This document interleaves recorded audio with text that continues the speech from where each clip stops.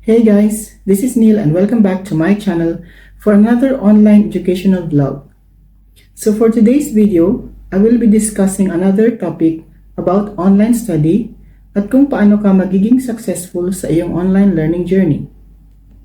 Pero bago yan, kung ikaw ay bago sa aking channel, huwag kalimutan na mag-like, mag-comment at mag-subscribe para updated ka sa aking mga next vlog.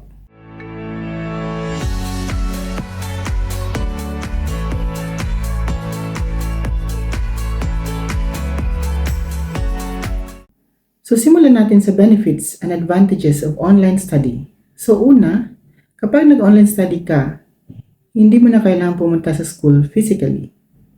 Kasi naka-online base siya or home base or even work base. Pwede kang mag-aral anytime, anywhere, basta meron ka lang power of internet. Plus, hindi kagaya ng face-to-face schooling, ang online study doesn't need any transportation allowance. You don't need a food allowance. You don't need to have a boarding house kapag malayo ang school sa bahay. Pangalawa, ang online study also has no specific schedule of classes. So, hindi kagaya ng face-to-face, ang online education is being planned. So, ikaw as a learner sa online education, ikaw ang nagpa-plan ng online learning journey mo. Ikaw ang nagpa-plan ng study pace mo. Ikaw ang nagpa-plan kung paano mo i-complete at kung kailan mo gustong i-complete yung pag-aaral mo through online education. Pangatlo, ang online education offers flexibility. So flexibility, nagiging flexible yung completion ng iyong mga online learning tasks doon sa schedule mo. Plus, getting online education offers a career advancement. So gaya ko na gusto mag-advance sa aking career, nag-take ako ng further higher online education kasi para another qualification siya. Next is online education generally has lower cost compared to face-to-face schooling. Yes, kasi ang face-to-face schooling, mas mababa lang siya tignan kapag tuition and administrative expense yung i-consider. Pero kung i-add mo yung mga factors like transportation allowance, food allowance, mga expenses sa projects, sa mga field trips, sa boarding house kapag malayo ang school mo sa bahay, mas mataas talaga ang face-to-face schooling. So kung meron mga advantages, meron ding disadvantages ang online education. So una, isolated environment. Yes, ang online education has a lack of interaction with your classmates. So ikaw lang kasi mag-isa and wala kang socialization. So yun yung pinagkaiba nun sa face-to-face. Pangalawa, the tuition fee appears to be more expensive than face-to-face class or face-to-face study. Yes, kasi nga, kapag titignan mo lang siya dun sa tuition fee and administrative expense, mas mataas talaga siya. Pero pag in-add mo na yung ibang factor dun sa face-to-face, mas mababa pa rin siya.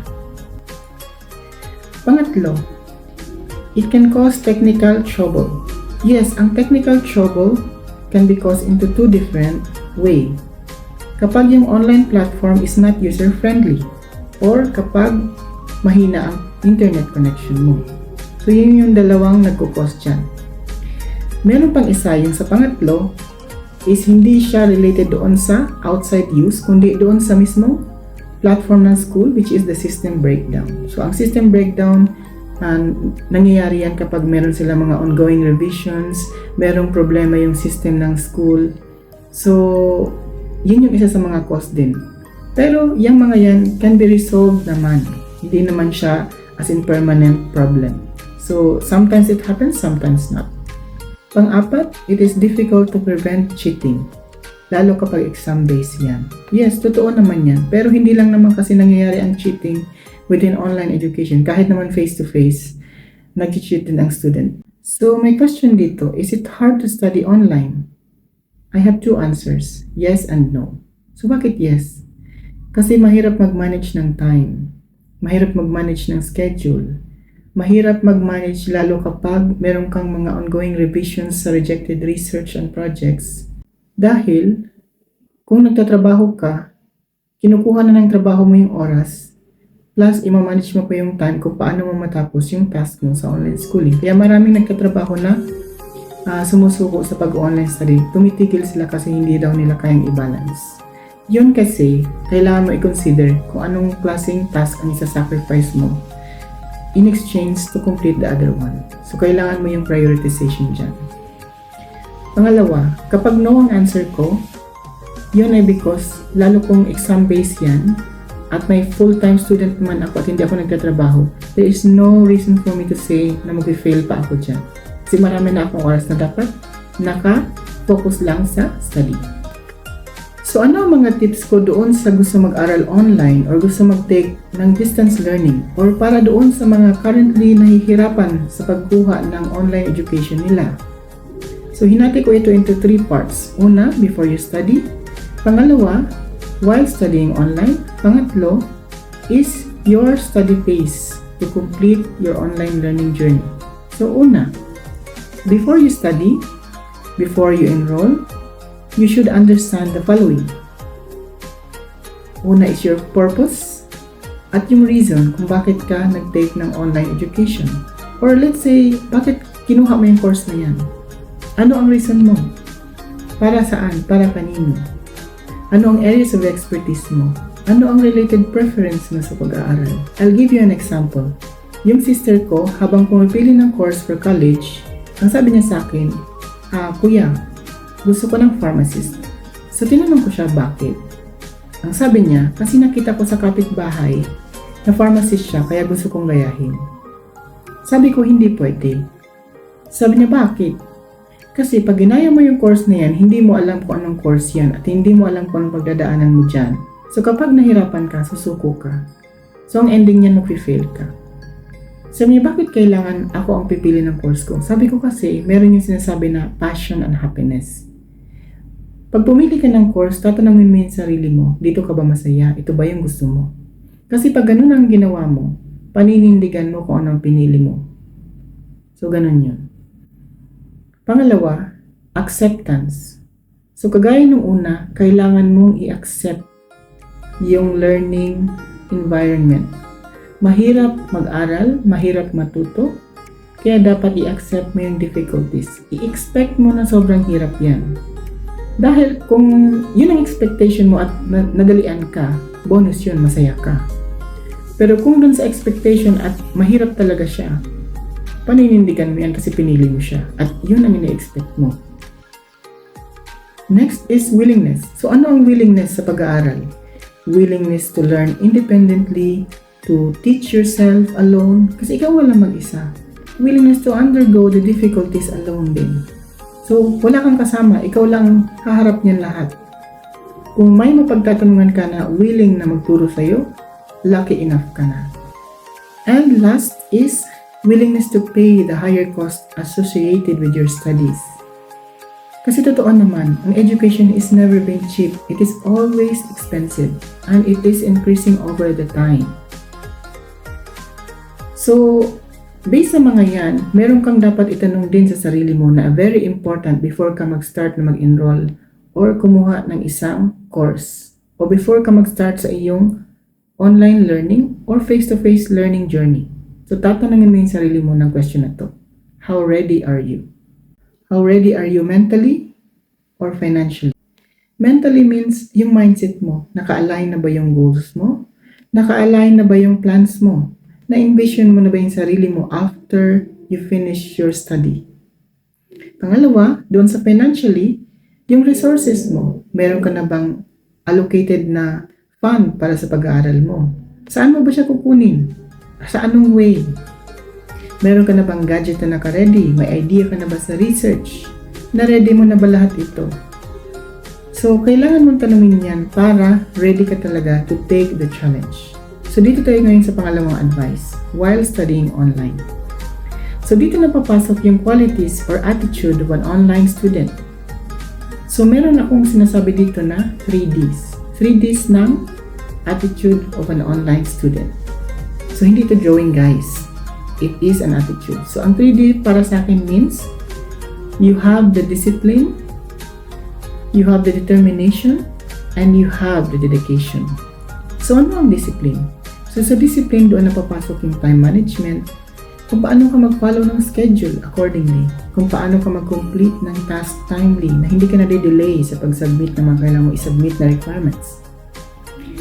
Doon sa determination, yung determination is you are keeping yourself motivated to accept the challenges to move forward with your journey. You are motivated enough para i-achieve yung aspired dream mo sa buhay. So, isa na dun ang makapagtapos sa pag-aaral. What is dedication? Dedication as an online student for its purpose, for its reason, para kanino, para saan, at bakit nag-aaral ka. So, kung ako ang tatanungin mo, bakit ako nag-aral at kumuha ng higher education? Meron akong 3 factors. Ibibigay ko sa ito. Una, professionally. Professionally, para mag-improve ako sa career ko, para magkaroon ako ng additional knowledge na maging unique ako against kung ano man yung previous self ko. So in short, kumuha ako ng education to become a better professional compared to before. Pangalawa, personal. So sa personal, ano ang magiging role ng pagkakaroon ko ng higher education? Paano ako magiging inspiration sa family ko? Paano ako gagayahin ng mga younger generation sa family? Paano nila ako gagawing inspiration para makuha din nila yung educational dream nila in the future? So next is the social. Ano ang magiging role ko sa community to become a model? Na kung paano nila ako gagawing example to become a better person as a member of the society and as a citizen of the country. So yun yung mga factors dyan. So, dito tayo sa pangalawang attitude, which is the 2Ps. So, hindi ito swimming wear, kundi ito ay attitude pa rin. It is about patience and passion.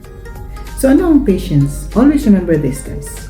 Patience is one key to a successful learning journey. Bakit? Una, yung learning kasi is a time-consuming activity. Pangalawa, kapag nasa online education ka, maraming delayed responses ang iyong mga instructor and professors. So, kailangan mo ng pasensya para maghintay ka sa kanila. Pangatlo, yung patience, kailangan mong gamitin yan kapag meron kang mga revision for rejected research or project submissions. Kailangan lahat yan ng pasensya para matapos mo siya. And yung passion kasi will serve as your fire to learn even through tough times. Yun din yung magbibigay sa iyo ng way to enjoy, to avoid getting bored while you are doing your online education journey. So yung pangatlong advice ko sa iyo is ano ang magiging study pace mo to complete successfully your online learning journey. So una, yung number of subjects or load per subjects, kailangan mo i-determine yan. Ano ang plan mo para gawin yan? Gusto mo ba yung the first week hindi ka matutulog, the second week magkakaroon ka ng konting tulog, the third week i-increase mo yung pagtulog mo or pag-rest mo? Or gusto mo ba yung certain times ka lang mag-aaral? Or gusto mo ba yung depends doon sa mood mo na sure na mag-fail ka nito? Ito yung advice ko based on the best practice that I had during my online learning journey. So una, kung ikaw ay hindi sure, magsimula ka ng lower number of units. Kapag natapos mo yun ng mas maaga doon sa term, gradually increase on the next enrollments. Or kung sa pangalawa, sure ka talaga, then you enroll full units or full number of subjects to the maximum level para mas mabilis kang matapos. Kaya lang, kailangan mo i-consider na ang online course or online learning journey has a minimum residency. So sa AMA o ED, meron silang sinasabing minimum of 3 years residency. So, mas maganda na unti-untiin mo siya kung kaya mo tapusin na mas maaga. Yes, okay. Pero mas maganda na doon ka malapit sa minimum residency period. So kasi ako, tinapos ko yung course ko. 3 years residency siya, pero tinapos ko within the 2 years and 4th month. So at least malapit na ako dun sa residency period. So hindi na ako mabuboard na maghihintay pa ng graduation diploma or anything na kailangan ko to prove na nagtapos ako. So yan yung payo ko sa inyo. And for a final advice, this is my last advice or the best advice that I can give you if you are going to choose online education. So you need to envision yourself as one. As one na who? So as one to stand out among the pool of applicants and not just by standing out academically. So ito yun, kapag nagtatrabaho ka, kailangan mo siyang i-prove na kaya mong i-demonstrate kung ano ang natutunan mo sa school. Na kaya mo mag-stand out firm on what you had choose to be, whether you are working, you are doing business, or most especially when you set yourself as a good example to the community where you belong. So sana ay may natutunan kayong good information sa video na to. Thank you for watching and see you on my next vlogs. Bye!